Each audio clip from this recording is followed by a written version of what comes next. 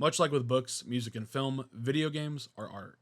Whether it be the nervous excitement of watching our hero face off with the main antagonist, the cathartic release of tension we feel when vengeance is dished out by our tortured antihero, or the comfort we find in watching the mundane and cozy slice of daily life take its slow burn approach to enveloping us like a warm hug, the goal of these various media sources, regardless of their medium, is to make their audiences feel something. I've screamed in terror, I've cursed my enemies in anger, laughed at witty humor, gotten fired up during an awesome bit of writing or well designed boss fight, and I have felt the pain of loss within the narrative told in video games. Video games have given me so many emotional memories, ones that I will cherish and associate with these titles that pulled those emotional strings forever. Out of all the emotions that I have felt playing games, though, I'm not really sure if I've ever felt a deeper sadness or experienced a game that reflected the dark world of mental health issues and grief and struggling with depression and anxiety as I have with the game that we're talking about today.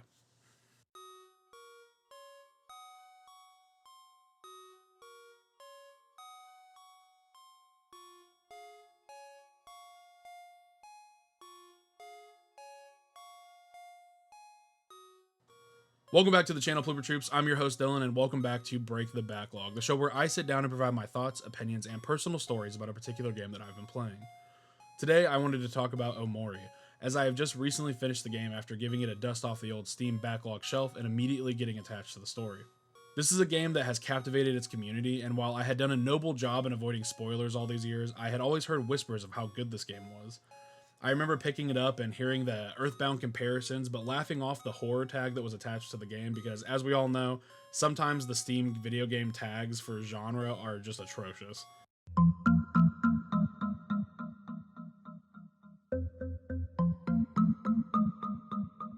Huh? I decided to finally sit down and give this game that I had heard so much about through the grapevine a chance to see just what makes Omori such a special title to so many people. I also wanted to quickly bring attention to the fact that this is a really long video. It's the longest one that I've done at the time of recording because I did my best to share my entire experience with the story and just what Omori is as a video game. I just felt really moved by the story, and by the time the game's credits ran, I felt like I wanted to just share what I had just played, especially with people in my audience that I know don't play video games but enjoy the narrative experiences of them. So, that being said, obviously there are massive spoilers about the story here, and if you don't want to ruin that for yourself, totally understandable. The story of Omori is beautiful, somber, and heartbreaking, and anyone who's thinking about playing this game, I encourage you to do so. You can always come back and watch this video afterwards, and you'll notice that there are chapters, as there are with all of my recent reviews, and the story section here is incredibly long and split into the different acts of the game. This was by design so that you can take breaks from this video and come back and hopefully easily find your place. I put a ton of work into this video, and I have to say that I'm really proud of what I put together here. I've never done this much research on a game before I've covered it for a review, and I usually just go off of what I experience, and they're obviously much shorter videos typically, but I wanted to try something a bit different and a little more fleshed out. So if you do enjoy this style of video, you can check out the playlist of my Break the Backlog stuff, which will be in the description. But also, if you like this specific video and the length at which I covered this game, let me know by subscribing and leaving a like and even sharing some of your thoughts in the comments below. I love having conversations with people about the games that I cover. All that out of the way, let's break the backlog on Omori. Omori is a turn-based JRPG style game that follows a boy named Sunny and a sort of alter ego named Omori. As Omori, players navigate the world of Headspace while they search for clues on the whereabouts of a dear friend who has gone missing. As Sunny, players will spend their last remaining days in Faraway Town the way that they see fit, as they prepare for an impending move years after a tragedy. Both worlds are as interconnected as the two sides of the coin that Sunny and Omori represent, and it is through exploring both of these realms that the truth of the narrative will be revealed. Throughout their journeys, both Sunny and Omori will learn to overcome their fears and face the hard truths of the shattered pieces of a past they forgot. It's a race against the clock to solve the mystery of what is happening before Sunny has to leave. Omori and his version of Sunny's friends fight through dungeons and take on bosses with larger-than-life personalities. Sunny's experience is very different, and that the core friend group that he is a part of in the real world has splintered in the aftermath of the tragedy that's at the center of this game's plot. Through both lenses, we get to see how loss, grief, and pain have shifted these characters and their real-world counterparts from the innocent, childlike companions we see in Headspace. I think this was a really beautiful way to cover such a heartbreaking and tragic story. Omori began life as a Tumblr blog comic series by creator Omocat that was cited as an outlet for them to process a confusing part of their life they were going through. The name Omori is a shortened version of the Japanese word hikikomori, which is defined as severe social withdrawal and typically used to describe a young adult or teen who has completely cut themselves off from the world for an extended period of time, often refusing to go to school or work or even leave the house. This series of drawings depicted Omori, then known as an older Omori boy, in an all-white space in complete isolation aside from his cat. Omori boy spends his days in isolation playing old video games and consuming adult content on his laptop. He grapples with his pain and isolation, often being shown to be struggling with feelings of self-worth, suicidal ideation, and these concepts would make it into the final product eventually. This web series was planned by its creator to go from Tumblr post to graphic novel, though Omocat felt like the interactive aspect of video games would allow for multiple paths and endings and give player a sense of control of the outcome of the narrative. Omori began its development process using the popular RPG Maker engine, a series of approachable game development toolboxes to help players of any skill level learn the ins and outs of game development. With its original $22,000 Kickstarter reaching its funding goal within 24 hours, stretch goals were added, which included a 3DS port of the game, and the release date was set for May 2015. Omocat started a development team with the goal in mind to bring in talent but keep the team small, and began working on their vision. There were many changes along the way, from the direction of the story to changes made to the battle system, even at one point shifting to a completely different version of RPG Maker than they originally started on. Omocat admitted that these difficulties and changes were unexpected and that they had grossly underestimated how long it would take to develop a video game. There were many delays from the original release date, which caused some negativity to form amongst the game's once eager fanbase. In my research, I have found multiple Reddit threads from years ago that are still up, where people had completely given up hope, calling Omocat a scammer who took the money and ran, and criticized the choice of using such a small team to make a video game. These obviously haven't aged very well, and one could hardly imagine the amount of stress and pressure this likely put on the team. They didn't really do anything to help themselves here. After the constant delays and difficulties that they faced, the team largely went quiet on social media and through Kickstarter updates while they worked. This choice added to the tension and the fire that was beginning to fuel between the fan base and the people working on the game, and it was met with a lot of pushback, which you can still see if you go back to the very spaced out update posts on the Kickstarter page. As the years went on, some fans had less and less hope that this was a Kickstarter that would fulfill its promises, some having the belief that this game would never be released, and if it did, it would be a hollow shell of what was promised. And while a person new to the Omori scene like myself may find humor in going back to look at all these people who ended up being wrong, I really do feel for some of these people. This wait, the radio silence during portions of development, and the obvious frustration they were all feeling must have been really tough to go through. This is always a rocky road on both experiences, and I think that both points of view have some validity to them. On the developer side, I cannot imagine feeling like you're letting down the community that showered you with so much support initially, and just seeing the threads pop up or the comments under your Kickstarter updates calling you a scammer. This is a problem with video games in general nowadays, and with cramped development windows and the pressure for games to be released before they're ready, disappointment is almost inevitable in a lot of these cases. On the other side, however, if I put myself in the shoes of a gamer who supported this game and lived with the first few delays before losing hope, it was likely a really frustrating process. None of us want to feel like we got scammed, and in an era where crypto rug pulls, video games not delivering on promises made, and a lot of tension and distrust between companies and consumers was and is still common in some ways, how a fan base could go from excited to cautiously optimistic and all the way to feeling let down is totally understandable. But to those who had waited in their darkest hour when all hope seemed lost, Omocat and the team began sharing more and more footage of what had been accomplished, and finally, after 6 long years of development, Omori was released on Steam, Christmas Day 2020, with console ports all releasing in the following year and a half. This release was met with very positive feedback from critics and fans alike, launching Omori into the indie game main stage. Don't worry, everything is going to be okay. No matter what happens, promise me that we'll always be there for each other. Promise me. These are the opening words of Omori, as we see one boy comforting the titular character as he sobs before a black door. We then are welcomed to the white space, an infinite loop of a room where Omori resides with his black cat named Miwo. The only other objects within this space are a laptop, a sketchbook, a hanging light bulb that's completely black on the inside, strange red hands that grab Omori should he get too close to them and return him to the start, and a white door. This door leads to Neighbor's room, a small base inside of a tree stump that the gang meets in. The friends that are waiting for us on the other side are the other main playable characters and party members for our adventure, Aubrey, Kel, and his older brother, Hiro. Eventually, they all head out into the vast forest and meet up with Mari, who is Omori's older sister, and the 6th member of their group, Basil. The group spends time going through Basil's photo album that he has filled with memories that the friends have had over the time that they've known each other. This photo album is of the utmost importance to him, and it represents the most important thing to Basil, the love and relationships that he's built with his friends.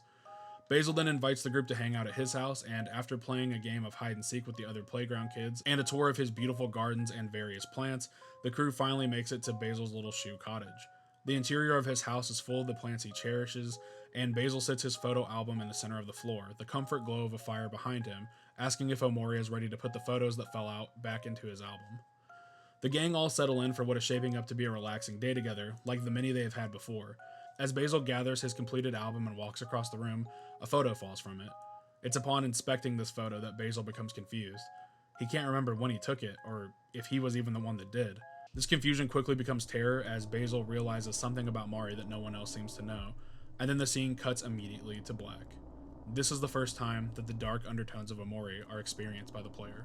Omori wakes back up in the white space, however, there's no door this time.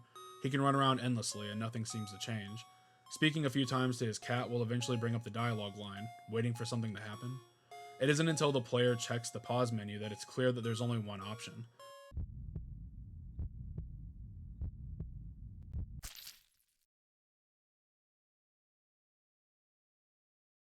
Omori stabs himself in the torso, and the game shifts back to the real world with the player now controlling a waking up Sunny. Sunny awakens in a dark room, with the only light being the red of his phone's voicemail indicator blinking on and off. Upon playing the voicemail, we learn that Sunny is home alone while his mother is setting up things in the city for them to move into their new home. She also mentions that she forgot to talk to the electric company about needing a few more days to move out, and as such, the power is cut at Sunny's house. She lets Sunny know that there is a chore list for him to complete before the move, and then reveals that Kel, who was once really close with Sunny, has been trying to reach out ever since the for sale sign was placed in their yard. This is our first mention of someone that the player has met in Headspace, being in this new world that we have found ourselves in. Sunny begins feeling hungry after a bit, but is made uneasy by the thought of going downstairs. He instead returns to his bed and tries to sleep the hunger pangs off, only to awaken once more with a growling stomach. In his quest for a snack, Sunny comes face to face with a horrifying entity known as Something that attacks him on the staircase of his house. Attacking the creature does nothing, and it isn't until an unknown voice reminds Sunny to breathe and calm down that he's able to repel the creature's presence. And his reward for putting on his brave face is a microwave leftover steak that immediately makes him sick. After losing his dinner in the bathroom, Sunny hears a knock at the door, followed by Mari's voice explaining that she forgot her keys and asking if he can let her in. However, upon opening the door, Sunny doesn't see his sister.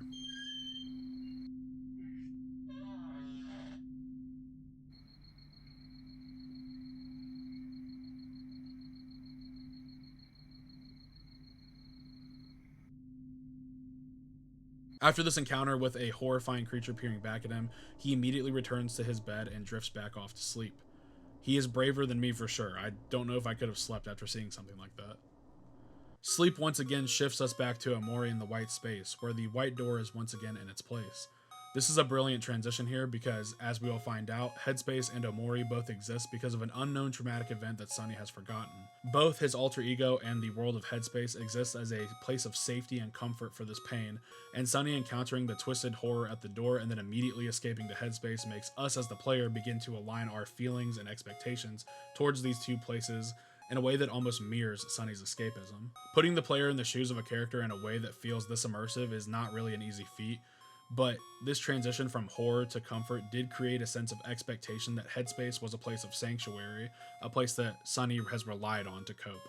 Before leaving the white space, Omori gets access to both a map of the realm of Headspace, as well as access to a mysterious game of Hangman whose importance is not yet realized. All that is clear is that Omori is going to have to gather keyboard keys to solve this puzzle. He finds the first of these keys after following red footprints that lead him to a key right outside of the neighbor's room. The gang sets off once again to meet up with Mari and let her know that Omori is safe and sound.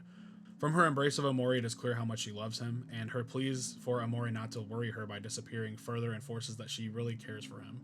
The gang realize that Basil is nowhere to be found and set off to find him by first returning to his house for clues. When this leads our crew nowhere, the search begins in the greater area surrounding the playground and neighbor's room known as the Vast Forest.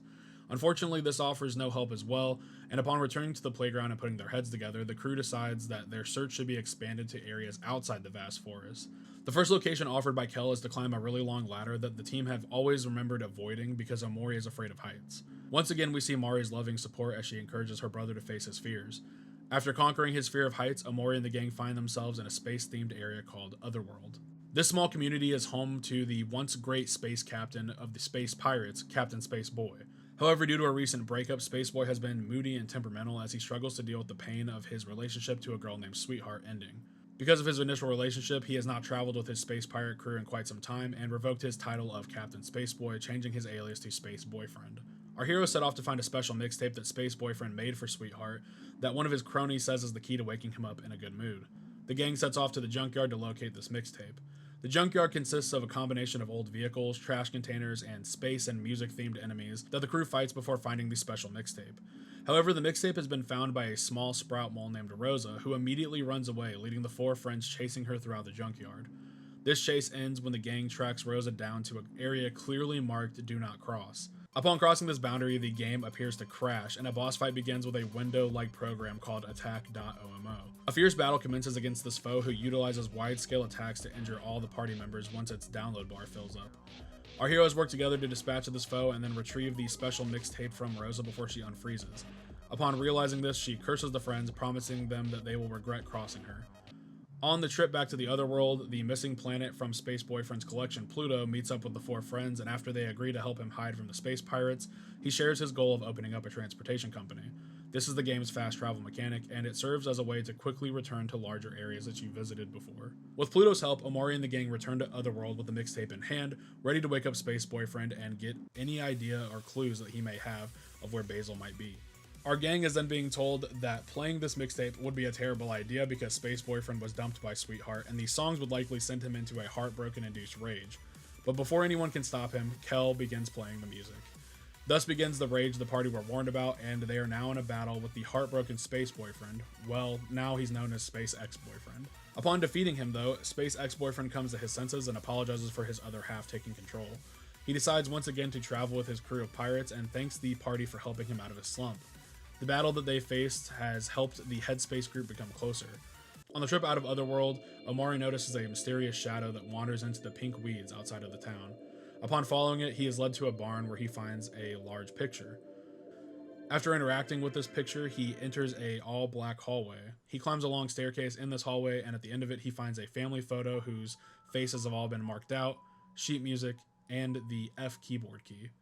A strange entity that we have seen at the end of Omori's sketchbook materializes and begins chasing him through the dark hallway.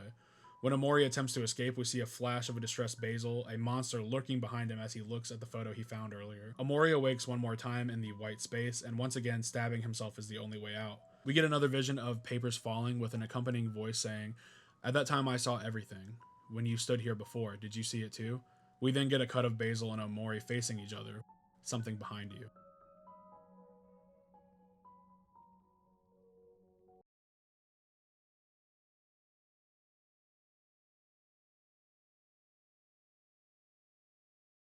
Sonny wakes up with a new voicemail from his mom left on the phone. She's not going to be home before moving day, but encourages Sonny to be strong as he's a big boy now.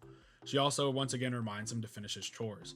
A new knocking at the door is heard throughout the house, and it's at this point where the two story paths are able to be chosen from. Now, I'm only going to be mainly covering what is known as Sonny's route, which is essentially uncovering the truth of what has happened here. There is another route known as the Omori route, in which the player does not choose to challenge Sonny's escapism and avoidance of his trauma, and instead chooses to embrace the safety and security that Omori and Headspace's existence bring him. So yeah, I ended up doing Sonny's route, which from what I understand is the good ending of the game, and as such, the story that I experienced was this. If this video interests you though, and you want to know more about the events of the alternate routes, I might make another video about this, but if not, I would recommend reading up on them or trying to find a YouTube Let's Play of the game where they purposely go for one of those routes. So this choice is made when choosing whether or not to answer the door when Kel knocks. In my playthrough, Sonny answered the door and is greeted by real-world Kel. Kel is pleasantly surprised that Sonny decided to answer the door, and admits that he actually hadn't planned on Sonny answering, so he didn't think this far ahead. The two set off into the town and head to the hobby store as something to do. Our first foray into Faraway Town reveals elements of the town that are also represented in Sonny's imaginary world. Captain Spaceboy has a cardboard cutout in the hobby store, and the park features elements of the playground found within Headspace. It's becoming more clear that Headspace is an idyllic world with aspects of Sonny's real world mixed in through the use of his imagination. Two friends begin heading back towards the park when they witness a real world Basil begging a kid on a scooter to give something back to him. The kid refuses, calling Basil a creep and causing Kel to step in. This causes the rest of the scooter gang to approach Sunny and Kel, the leader of which is a girl with vibrant pink hair armed with a spiked bat. This is revealed to be the real-world Aubrey, who looks dramatically different from her Headspace counterpart. The three once friends get into a fight which ends when Sunny attacks Aubrey with a knife. Kel is surprised by this and takes the knife from Sunny. The two then comfort Basil and help him return home, where they are told that Aubrey has taken his photo album. Kel makes it his and Sunny's mission to get this photo album back, which sends him on a wild goose chase to track Aubrey down. This involves fighting her multiple followers before finding out that she's at the church in town. Upon confronting her, an argument starts where onlookers begin whispering about how embarrassing Aubrey is, and passing judgment on her and her mother, who have struggled to cope after Aubrey's father has left. Aubrey runs out of the church crying and throws Basil's photo album away in her trash can, which Kel and Sunny fish out. The two then return the album to Basil, and his caretaker Polly asks the boys to stay for dinner. In the middle of the meal, Basil excuses himself to go to the bathroom, and when Sunny enters, a shadow can be seen surrounding Basil as he mutters to himself that everything is going to be okay. Sunny is disturbed by this and walks out of the bathroom, causing Basil to beg him not to leave again. Upon Sunny leaving the bathroom, Basil begins crying. Kel and Sunny then head home and part ways. Once again, Sunny finds himself alone in the dark.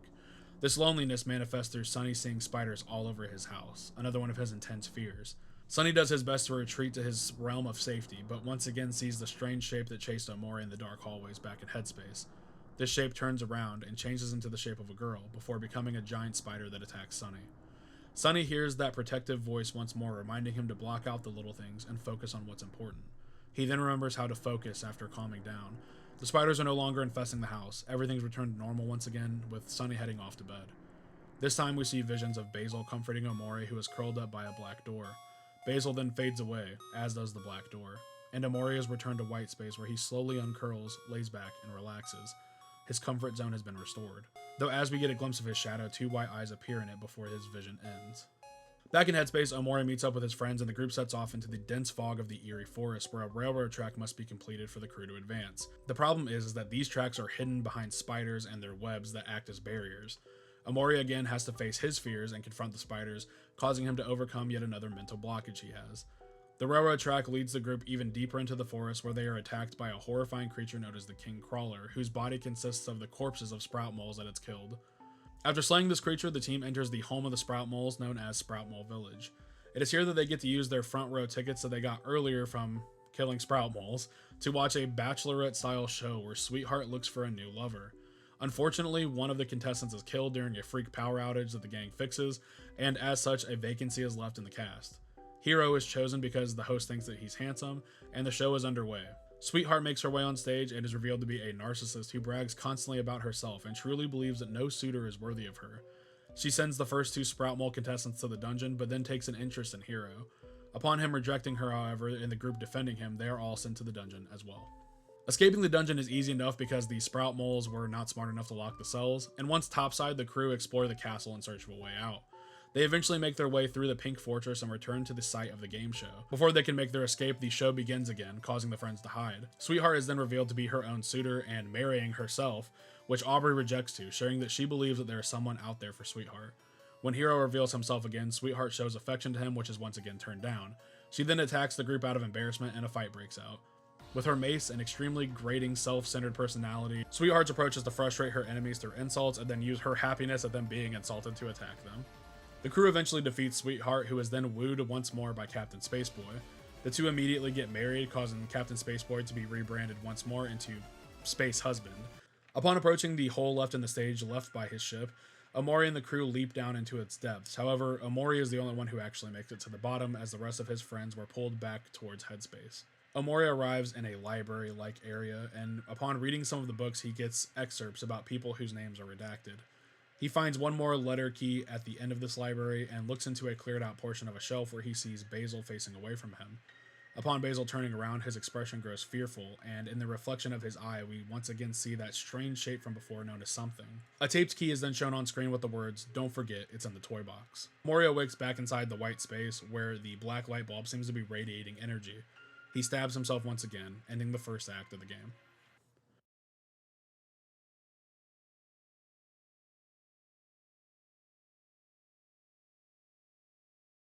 Our control shifts back to Sunny, who awakens again, only 2 days remaining until his move. Hiro is due to arrive home from college on this day, and as such, Kel enlists Sunny's help in picking up some food from a local pizza spot known as Gino's, as well as some cookies from Other Mart. On the way, the two meet Basil in the park, and upon asking him to hang out with them, Basil declines, seemingly struggling with something from the other night. After returning to Kel's house with the food, the two hang out in Kel's room for a bit before Kel's mom yells for him to come see a girl who has arrived to talk to him. Polly has come over worried about Basil as he has not returned home yet, and Kel immediately leaves with Sunny to go find him. They start back at the park where they had talked to him earlier, and they hear Basil screams for help coming from behind the dense tree line. Kel reminds Sunny that their old secret hangout used to be back there, and rushes through to save their friend. Basil is seen screaming for help, though the scooter gang seem to be also confused a bit by the intensity of his fear, as they simply believed that the secret hangout spot was theirs and didn't want someone to find it. Kel charges through and confronts the gang once again, and the gang all jump Sunny and Kel, easily defeating them. Aubrey breaks down in a rage, asking why Kel and Sunny won't just leave her alone. When Mari is mentioned, she screams that Mari is already dead, and after a heated exchange, Aubrey pushes Basil in frustration and he falls into the water, in which he cannot swim. Kel immediately confronts Aubrey as Sunny dives in to save Basil. Upon entering the water, Sunny finds himself in a submerged, dark version of his house. Sunny encounters the white and black girl from before on the staircase of his house, and the two begin descending together. As the fear of the water begins to sink into Sunny and he becomes overwhelmed, the girl walks back towards him to stay closer and comfort him. She then disappears into the darkness, and upon following her, Sunny finds a knife. He then has to face one of his other fears, his fear of drowning. The protective voice reminds Sunny to never give up, no matter how impossible things seem. He then remembers how to persist through stressors when he's overwhelmed and conquers yet another fear. Sunny and Basil are both rescued from the water by Hiro, who had just arrived back home when his mother shared what Sunny and his little brother were doing. He shares that Basil should be okay and just needs to go home for a warm bed and a change of clothes. The boys all decide to stay over at Sunny's house for the night. The three drift off to sleep in Sunny's room, and we see Omori and Sunny staring at each other as Sunny's eyes close. He then fades away, and we take control of Omori once again as he walks through the white door. A vision of the friend group fades in and out, and when Omori arrives in Neighbor's room, he is utterly alone. His friends are nowhere to be found. In fact, traveling around the usually busy playground, it's completely empty. All of the surrounding areas of the vast forest are covered in an impassable dense fog except for the path to the north. Omori heads that way and meets up with Mari on the dock of a beach that looks similar to the secret hideout we were just in Faraway Town. It is now Omori's turn to face his fear of drowning, and doing so allows him to meet up with his friends in a new area known as the Deep Well. At the bottom of the well, Omori finds some of Basil's photos that are blacked out with marker. He then exits this room and enters the Deep Well proper. This adventure leads him to a place known as the Last Resort, which is more corporate hell than relaxing resort escape. There's a casino and some rooms, but most of the space is full of people who feel that they are scammed, cluttered and chaotic work environments, and a never-ending vibe of cold corporate efficiency. All of the children from the playground have signed lifelong contracts to work for a Mr. Jossum for free. Omori sets off with Kel to free Aubrey and Hiro from their contracts and continue looking for Basil, but not before fighting Mr. Jossum and his army of alligator goons. After defeating Mr. Jossum, he calls in his secret weapon, and Pluto is used against our heroes. The group persists in this battle with Pluto, and before Pluto has a chance to use his final devastating move, Mr. Jossum calls off the fight and gives in, destroying the contracts so that the group can go look for Basil. However, we see that the longer the crew has spent in the Deep Well, that they're having trouble remembering Basil and their goal of finding him.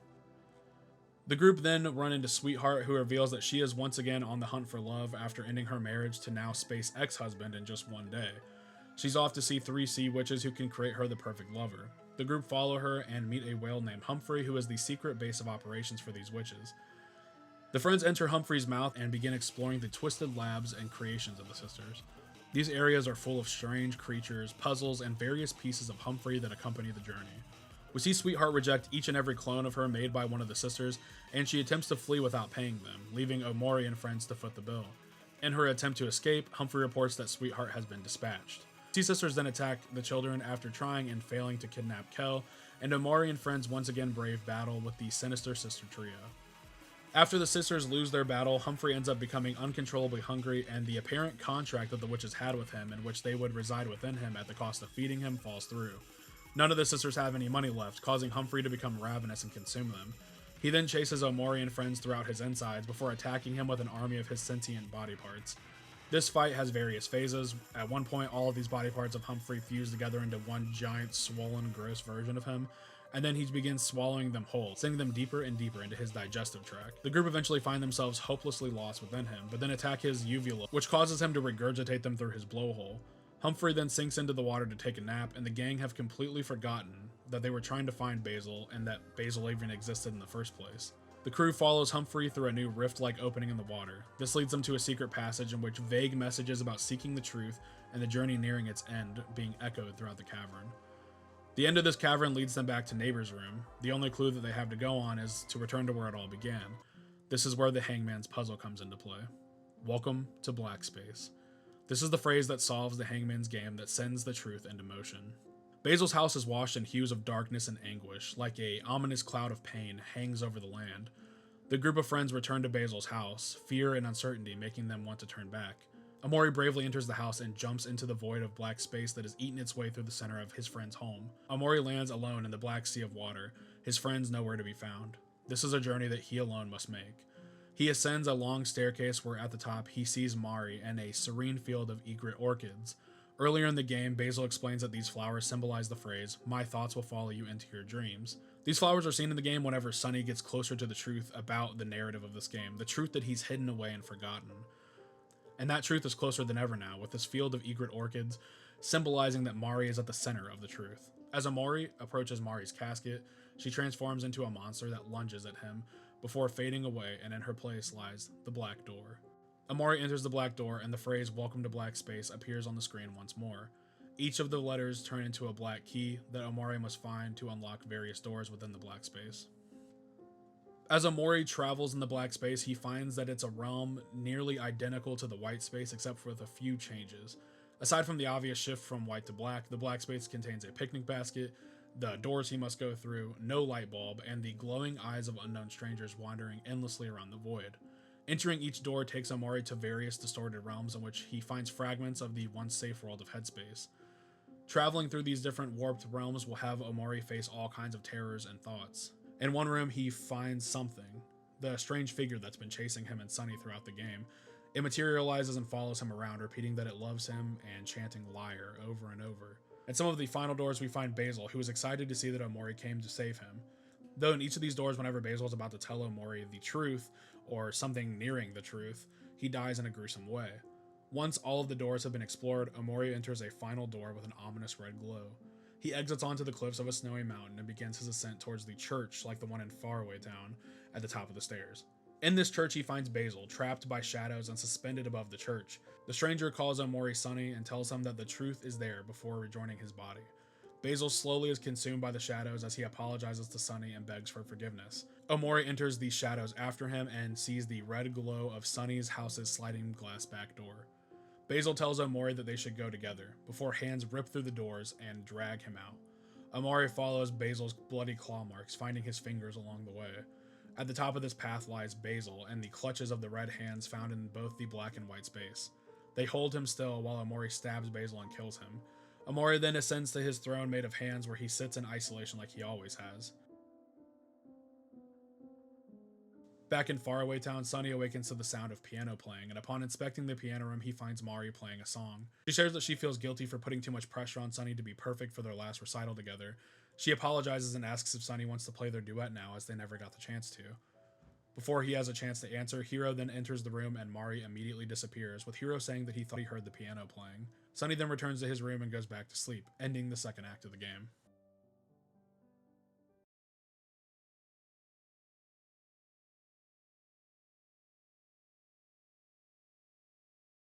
Sunny awakes the next morning to Hiro coming into his room and sharing that he's completed all of the chores on the list that Sunny's mom had left and making breakfast for the three of them. Before the three get too settled for the day, a member of Aubrey's scooter gang comes looking for the group to track down their leader. Aubrey has gone dark since the incident with Basil and has not responded to any of the calls from her gang. The three boys head over to her house and Hiro calls out to her. When he tries the front door and realizes it's open, they enter the house. The inside of Aubrey's house is in disgusting disarray with piles of trash everywhere. Aubrey's mother stares blankly at the television, not even acknowledging the boys' presence. It's clear that life has been really hard on Aubrey since Mari's death and her dad leaving. The boys find Aubrey in her room in the attic, and the emotional conversation begins about what has happened over the last few days. Hiro helps mediate the emotional intensity between Aubrey and Kel, which allows them to silently agree to stop fighting. Hiro then notices that the missing photos with Mari in them from the photo album are hanging up in Aubrey's room. Aubrey states that she held on to them because it was the only thing she had left after Mari passed. The gang is now reunited and takes time putting these pictures of Mari back into the photo album before heading to Basil's house so Aubrey can apologize. When they get to Basil's house, Polly tells the group that Basil's in the hospital visiting his grandma, and the group plans to come back later in the day to support him. Then it's off to Sunny's house where the group reminisce about times that they spent over the years. They decide to face going into Sunny's backyard together and head to their old treehouse. They find the tree stump where Mari ended her life and share their own experiences from what happened. The night that Mari died, everyone was off getting ready to attend Mari and Sunny's duet recital. They had been working extremely hard leading up to this recital, and their friends were going to be there to support them. They all share that they don't understand why Mari took her life, and then decide to head back to the treehouse for the first time since that night. Treehouse is clearly Faraway Town's inspiration for the neighbor's room and headspace, as it contains elements of the Dream World gang's hangout spot, like the playing cards, TV, mask, clock, and table. The friends go through the photo album together and then head back towards Sunny's house so they can check in with Basil. On the way back to the house, Aubrey places a pink pinwheel on the tree stump where Mari was found. She then opens up about her feelings and shares that she has struggled with watching the world and her friends move forward after losing Mari. She felt abandoned by her friends who seemingly continued on with their lives, whereas she felt stuck, alone in her pain and grief. She took the different approaches to dealing with this grief and saw them as cold and like no one cared like she did. She now realizes that this is wrong and that her friends were hurting like she was and that their ways of handling grief weren't bad or good, just different. Aubrey shares her viewpoint of the fight with Basil as well, sharing that she only took his photo album because she saw that he had scribbled over all the photos of Mari in them with a black marker, which hurt her immensely. The group share an emotional moment when they once again come together for the first time since Mari's death. They then head off to Basil's, where Polly shares that she's been unable to talk to Basil after his return from the hospital. He's locked in his room and refuses to come out. When the group of friends offer their support and apologize, he still doesn't respond. They decide to stay the night and wait for Basil to come out so that they can be there for him. Similarly, Sunny's friends, while they're spending the night together, promise to be there for him after his move, and the group all turn in for the night. After falling asleep, Sunny once again hears the voice telling him not to worry, and that everything's going to be okay. We then get a glimpse of Basil being surrounded by eyes protruding from darkness that is seemingly consuming him. He asks and pleads for Sunny to forgive him. We then arrive back in the white space once more as Sunny this time, who sees a silent Omori standing in his usual spot on the rug. Sunny grabs the black light bulb that has hung over the white space this whole time and smashes it on the ground, causing the world to go black. A single light shines down, and within it, the shadow-like shape that has followed Sunny and Omori throughout the game, known as Something, stands within it. Sunny takes on the shadow in battle and once again fights its other forms that have represented his various fears throughout the narrative. He utilizes the skills that he has remembered on how to combat these feelings of trauma, fear, and stress to survive the encounter. Once Sunny begins to persist, the shape becomes blurry. He then begins focusing, and with each use of this skill, the shape becomes more and more clear. The hanging body of Mari stands face to face with him. His final fear that he must conquer is uncovering the truth of what happened that tragic night. Sunny survives this encounter with the shadow, leading him to receiving a light bulb. As he steps into the light, his location shifts to a forest pathway where he collects new photos that he's never seen before that allow him to progress through the gate blocking his way. Basil is waiting for him under a large tree and tells Sunny that he has always dreamed that Sunny would come back for him. He does warn him that the truth of the day in question will be hard on him, and asks that when he sees the truth, he'll have to remain strong. He then once again asks if Sunny is able to forgive him. Basil then gives Sunny yet another photo album, and Sunny enters the hole in the tree, leading him to his living room. Sunny sees his mother grieving the loss of Mari, telling Sunny that she can't lose him as well. He gathers more and more of the grave photos that slowly reveal the truth of the night Mari died. In his journey to collect these photos, Sunny will explore fragmented and distorted rooms that represent pieces of the truth that he has hidden away for so long, and upon gathering all of these photos, we finally see what really happened the night Mari died.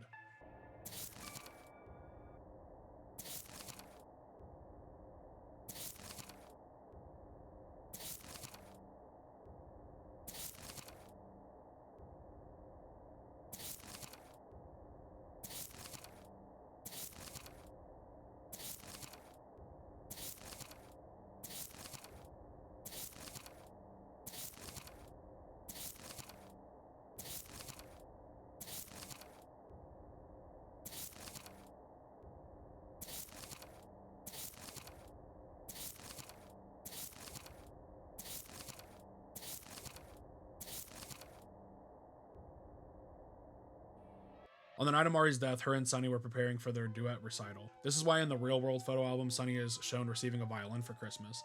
Mari felt bad that the busyness of life had happened and that she hadn't really been able to dote on Sunny as much as she once had.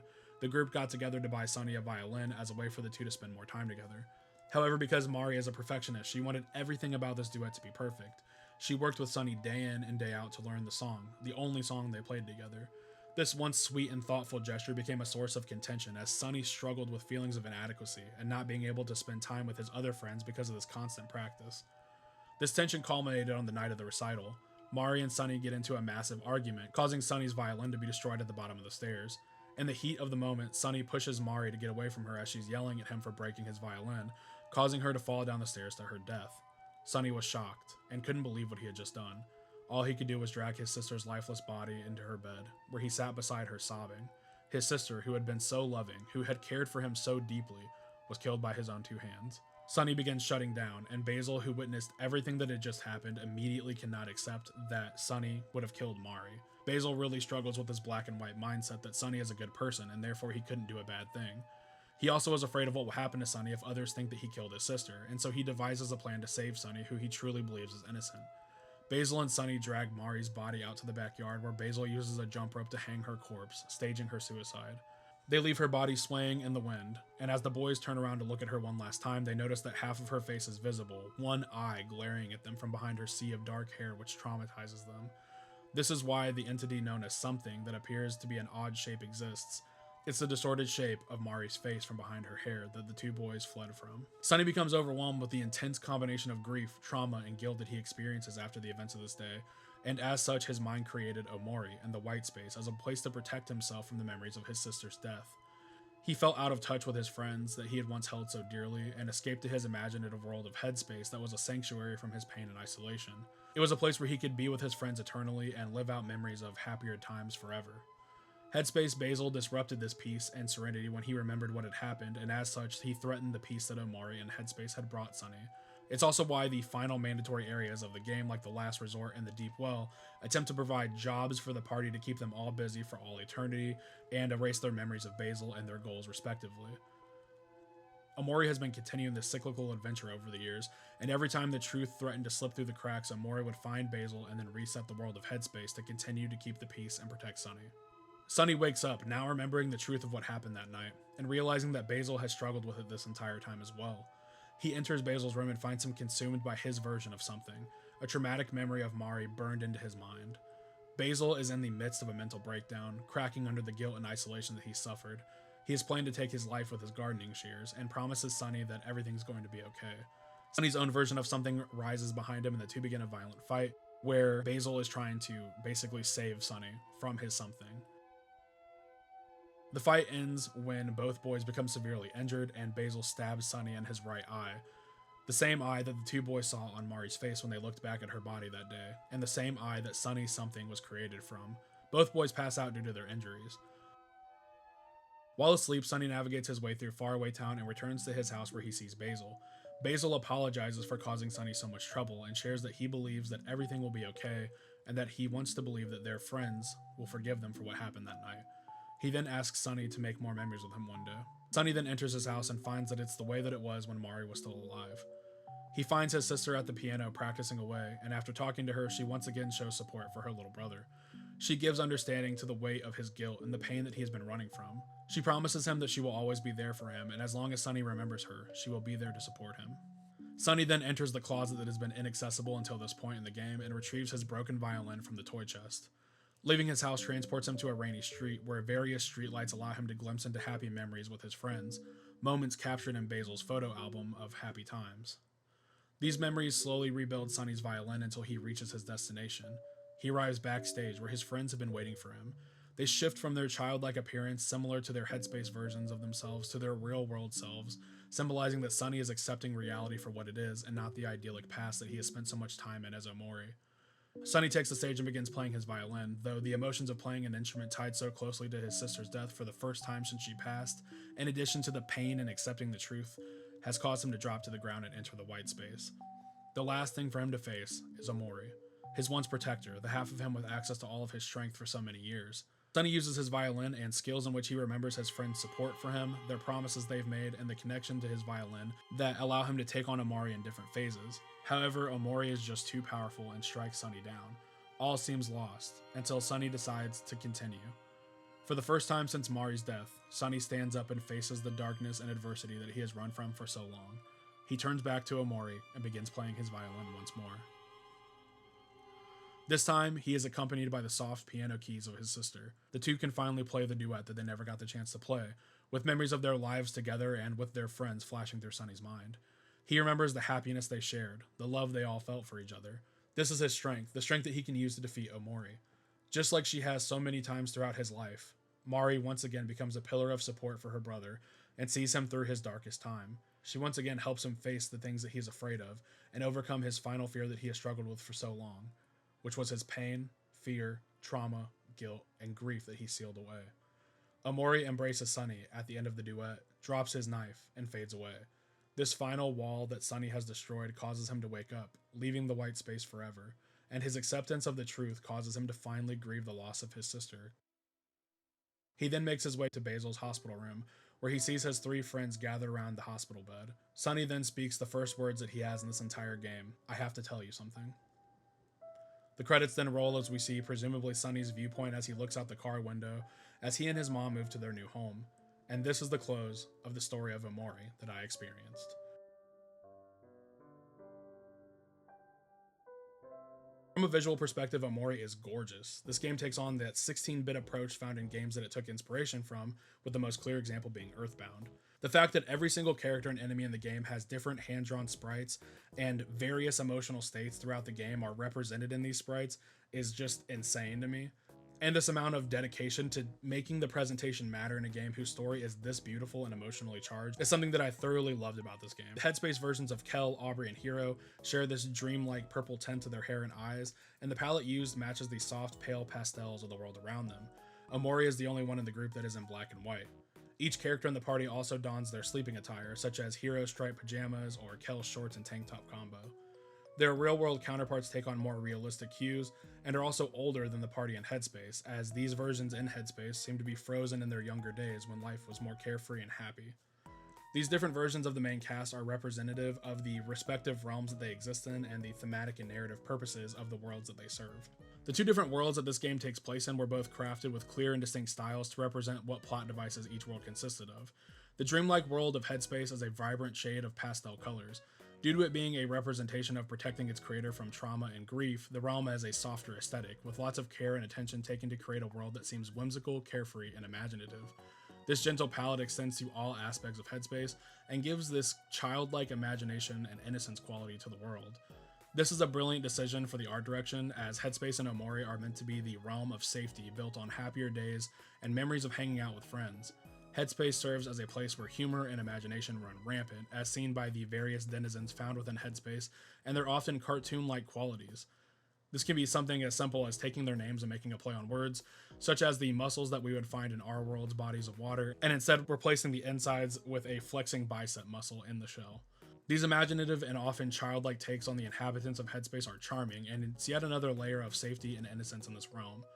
This soft and welcoming design is then masterfully placed in juxtaposition to the horror elements of the game that bleed over from the real world's truths, desperate to make their presence known and to corrupt this idyllic world built on dreams, memory, and imagination.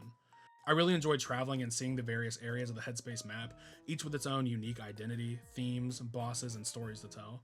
From the serenity and familiarity of the vast forest and playground where the gang always meets up, to the narcissistic castle of Sweetheart that is covered in odes to her honor, like statues and artwork, and the pinks and purples that she loves so much. From the depths of the deep well and its mysterious origins to the cluttered business hell that is the last resort, every area in this game was handled with such care and clear themes and goals in mind. Headspace is a dreamscape that was designed to offer its creator ignorant-induced sanctuary from the darkness within, and that theme, along with the creations of Headspace being that of a child's mind and imagination, were designed so thoughtfully well. The other world we get to explore is Faraway Town, the real-world town where Omori's real-world counterpart and creator, Sunny, resides. Faraway Town is visually the direct opposite of Headspace, in that it is a world created from inspiration of the world that we live in.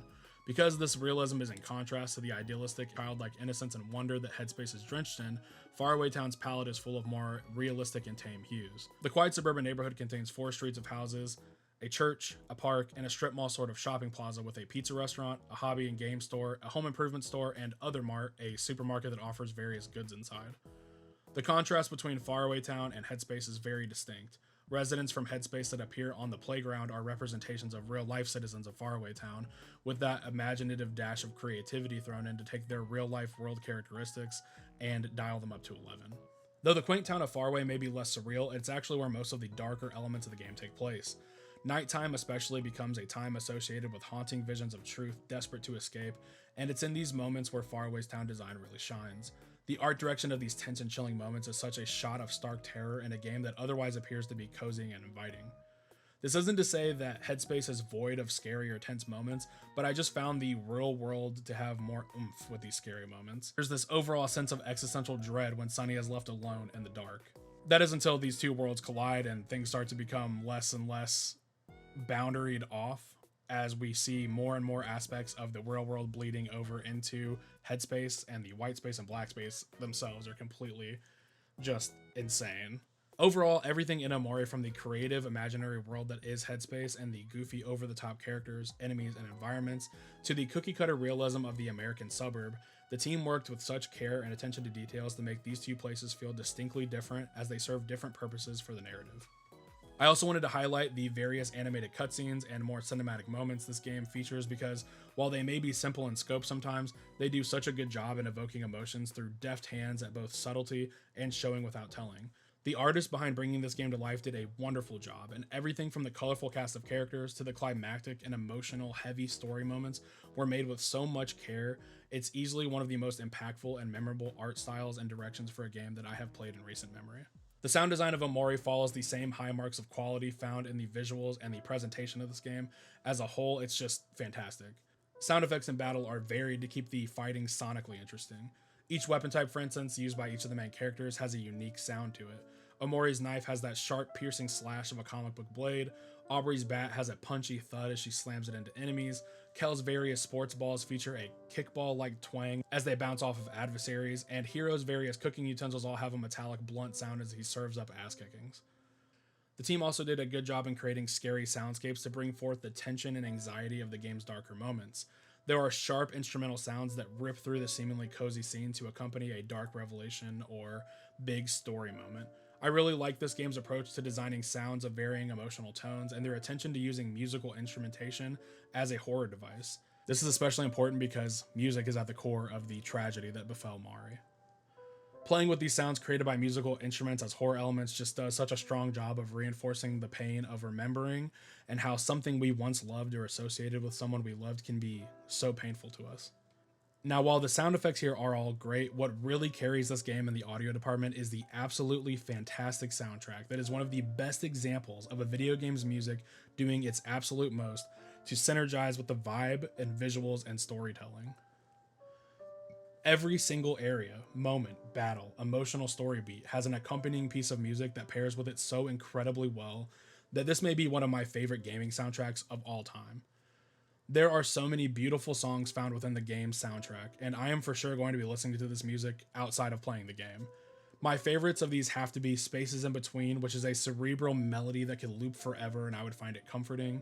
By Your Side, which is a beautifully simple piano track that embodies the soft and loving way that Mari treats Omori.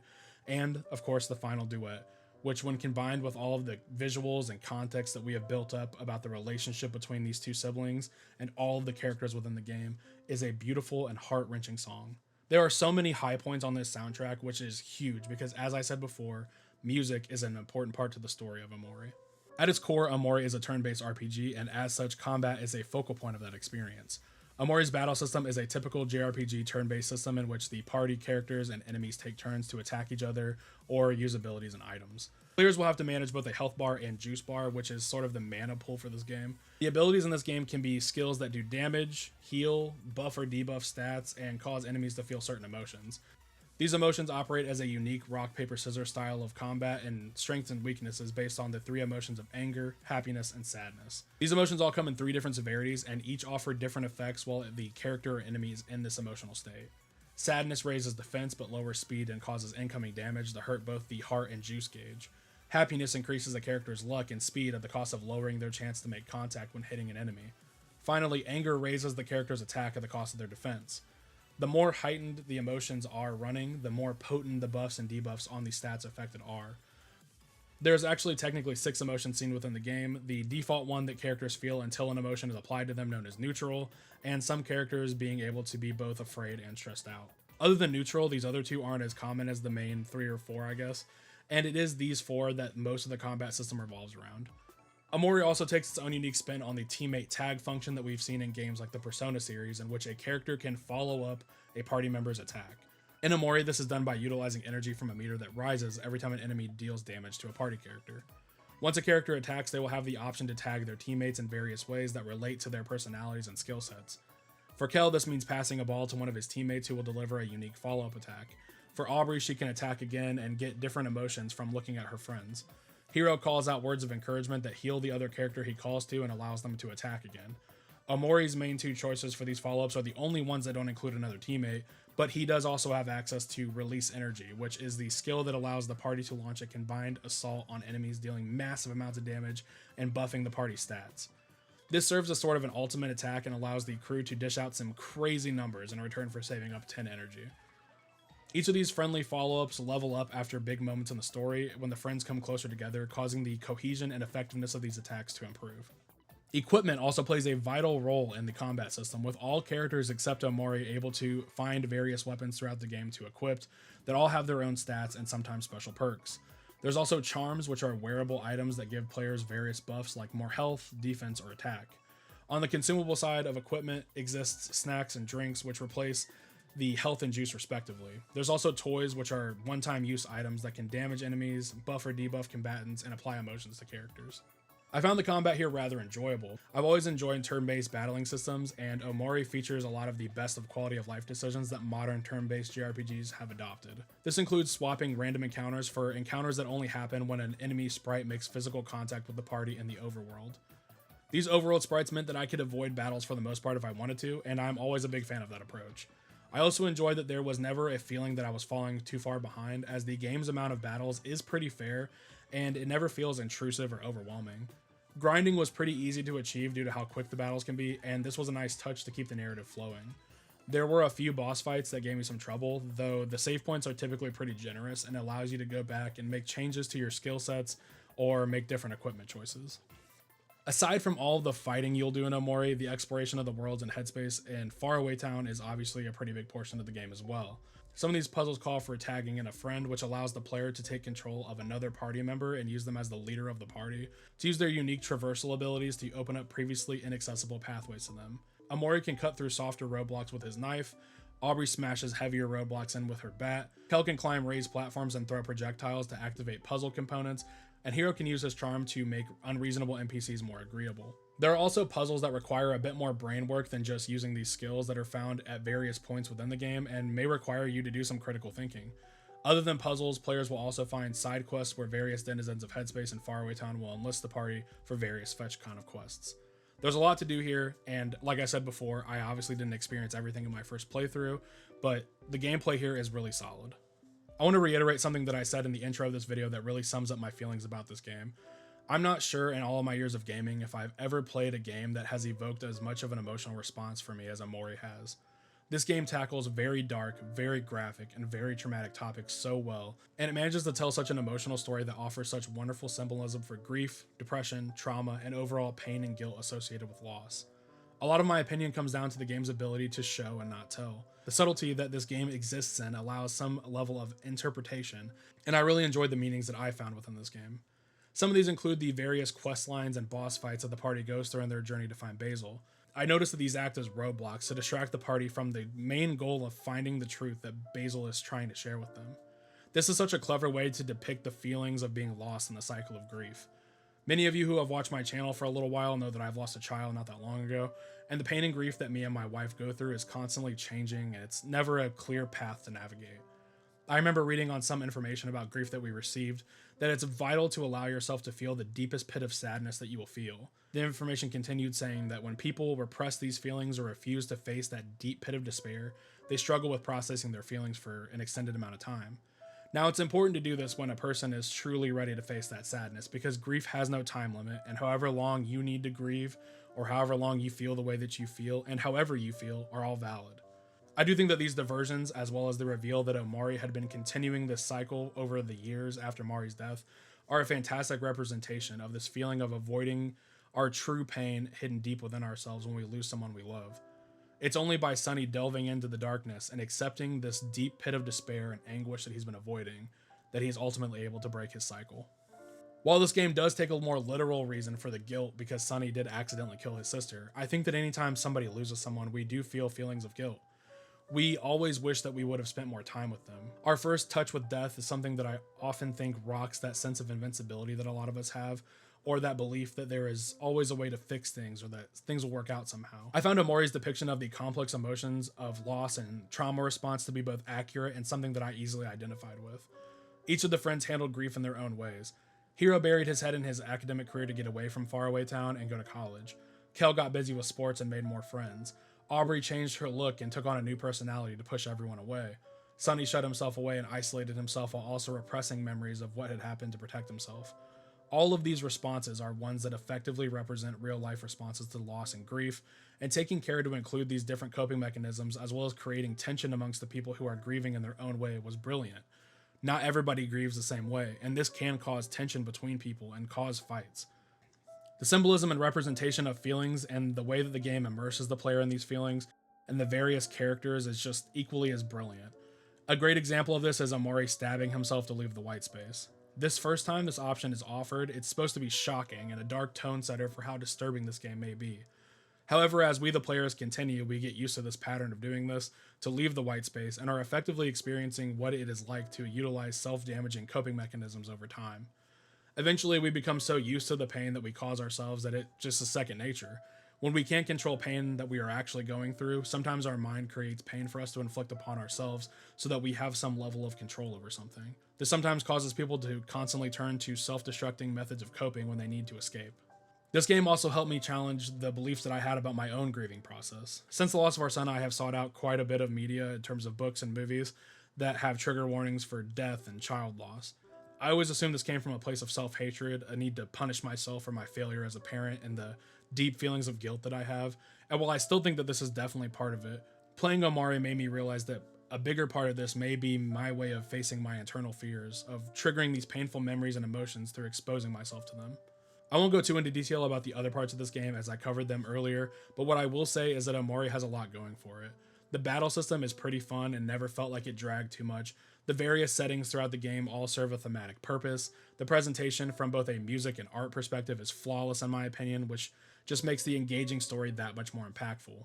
The characters in our party are slowly introduced to us over the course of the game in a way that manages to make them lovable and memorable. I just love the way that information in general is given to us in small doses in this game, and it may not always be plot-changing stuff, but that's okay. A lot of charm and attachment to characters comes from knowing things that maybe are just kind of useless. Sometimes just knowing that Kel is a person who can fall asleep nearly immediately, or that his favorite drink is a disgusting orange coffee soda. It's enough that over time we feel like we get to know these characters. The humor is pretty great, like how Space Boy's name is changing like 6 times throughout the story, and the instability in his relationship with Sweetheart. Just everything in Omori works so well, and the level of cohesion between the themes, story, visuals, and music is just perfect, and I really have come to just love this game and the story for helping me in my own journey with grief and loss. I seriously can't think of anything negative to say about my experience with Omori. What Omoket's team have accomplished here is nothing short of a masterpiece. After all the delays, all the adversity, all the setbacks, they managed to make a beautiful game that manages to be unsettling, charming, funny, wholesome, disturbing, and tragic all in one game. The emotions covered in this game can be hard to nail for any medium of entertainment, and to have such a masterful hand at telling the story accurately depicting these complex emotions and responses to trauma is something that they should be proud of. If you like this video style, as I said before, it would mean a lot to me if you would like and subscribe. It's the best way for you to support me and my content moving forward. Thank you for watching, and if you have played Omori, I would love to hear your thoughts about the game below. Until next time, take care of yourselves. Peace.